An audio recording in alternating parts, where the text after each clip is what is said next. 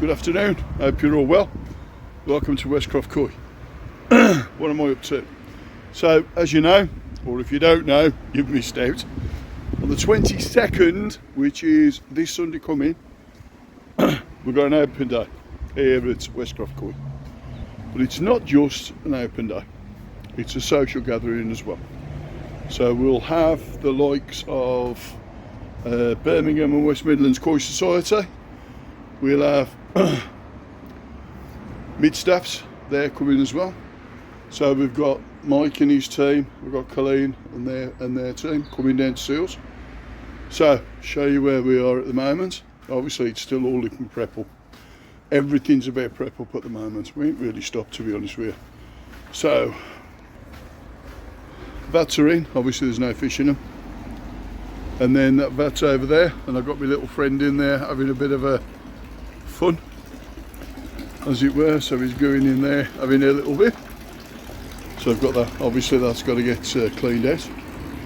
We've done all the seating area, so all the seating area now is easily capable of catering for a large number of people, including extra seats and backup seats down the bottom. Obviously we've got all these seating areas opened up, that seating area is opened up. Bay Maries, but obviously they're not ready yet. Then obviously we've got the tea and coffee. And obviously the Bay Maries, obviously they ain't done, but as soon as they you'll have in there things like burgers, sausages. We're going to be doing in the smoker, there's going to be short rib, standard rib, and Nando chicken. In this one we're going to be doing sausages and a few other bits and pieces. We've got the new sausage machine that's here, catering for the sausages, teppanyaki plate, fridge, and as you can see, even though it's illegal, I'll show you everything that's in there. Now show it, shut it. This gets filled up tomorrow. Obviously everything's in prep up.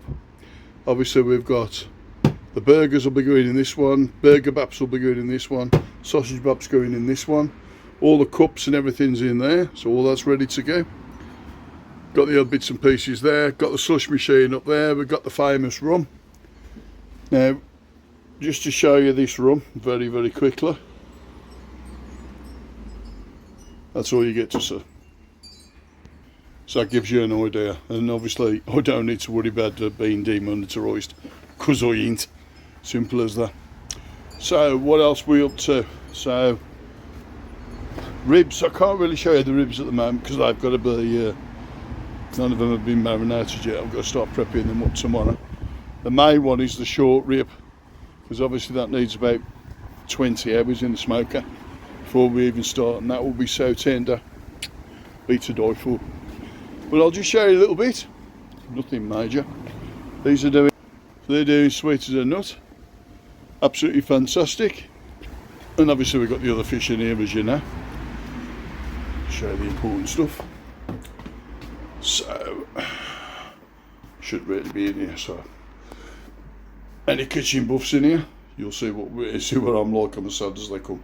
So I've been doing unmade burgers today. I've been doing king rib and I've been doing short rib. King rib is done through pork. So what you get is, and if anybody doesn't understand it, think of your bacon, but think of it from pork version.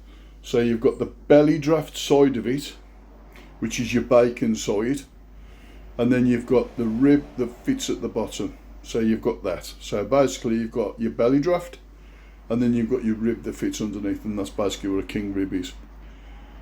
And then you've got what they call a short rib. So a short rib comes off the ribeye side of a cow, which is the front quarter, or forequarter if you like. But it's more hind quarter than anything, because the further you cut down through the ribeye, then obviously you get the gristly bit at the bottom. But I'll show you what I mean anyway. But this is the bone. So your ribeye comes on a bone and then sits underneath there. So I've got the short end, and then obviously inside that then you've got your tomahawks and you've got your other bits and pieces. So anyway, enough of me waffling on, because obviously I've been doing all the marinating and all the prepping up today. So these are your short rib. I don't really want to touch them, but these are like, I don't know, 9 inches long, 5 inches thick, 6 inches deep.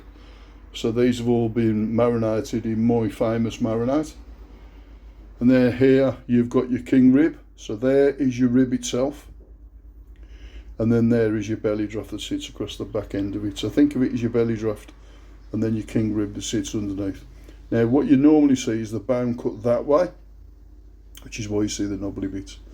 And I've already bagged these up, but just to show you, the unfed new burgers. Now these approximately, there's about 10 kilos there,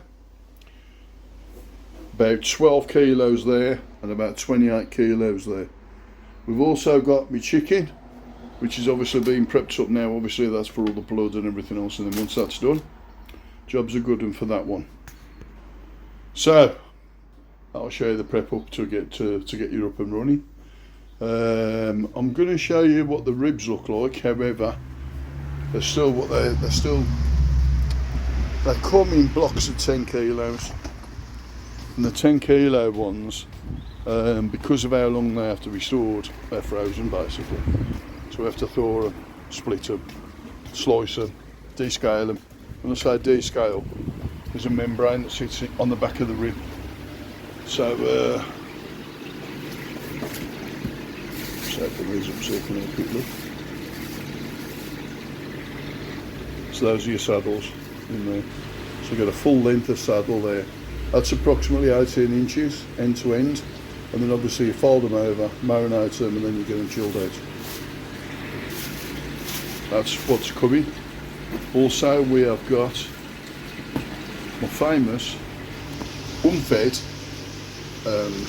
foot-long sausages. Down in the freezer, spare me a second. Oh, they're actually somewhere else. Excuse me, finger.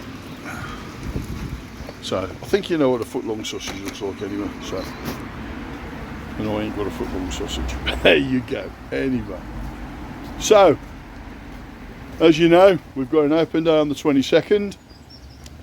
We've got a barbecue. We've got my famous Mad Dog barbecue. Also, we've got music, karaoke machine.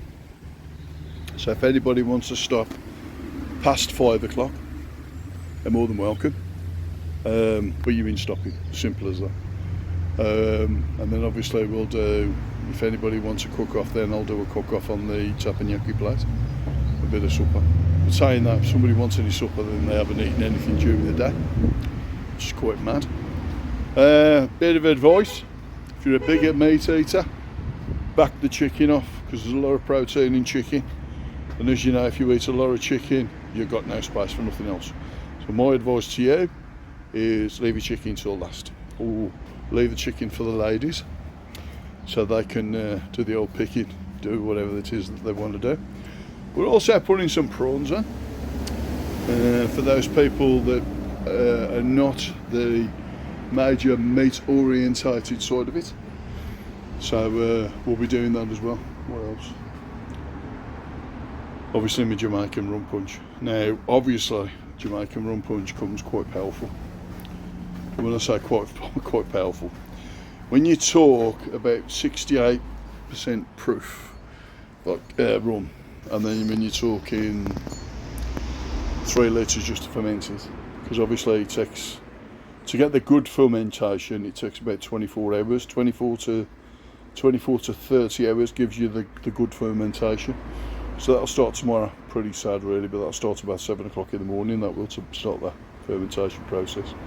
And then the top up will happen probably about midday-ish. So that'll be interesting to do. What else? Obviously we've got slush for the kids. We've got squash for the kids. So please check the. It's not very often you get to go to an open day and kids. It's an open season for the kids as well. So it's not very often you get that. So we cater for the kids as well. So hope you hope you want to come over and see us. Hopefully buy a bit of fish or a few fish. That don't sound right.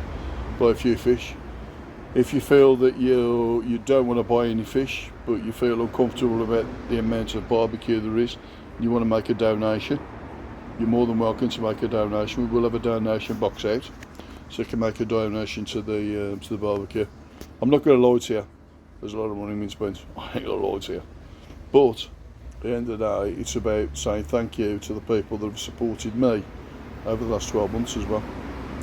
So obviously the clubs obviously are more than welcome, and obviously the people that have supported me the last 12 months, without a shadow of a doubt, you're more than welcome. Come over, do whatever you want to do. For those of you that haven't supported me for whatever reason, and that's entirely your choice, and obviously, like I said, you're more than welcome to come. However, we'd like you to make a bit of a donation towards the club, towards the barbecue and stuff. What I don't want to do is be in a situation where, same as last year, where we had people turn up, didn't really spend anything at all from a business point of view, didn't really buy any fish, didn't really buy any dry goods, came here, ate the best part of 5 kilos of meat, if not more than that, drunk a load of Jamaican rum punch, and then disappeared. So obviously that upsets a few people. It sort of upset me, but not as much as the other people that was involved in it. So do yourself a favour, do me a favour. You know, if you're going to come and you're not going to support me, or you're not going to support the clubs, then just make a donation to the food, because it goes a long way, doesn't it? I'll leave it to that. So I look forward to seeing you on Sunday. If you're not there, be there or be square. But until then, be good, be nice to your family. I'll see you soon.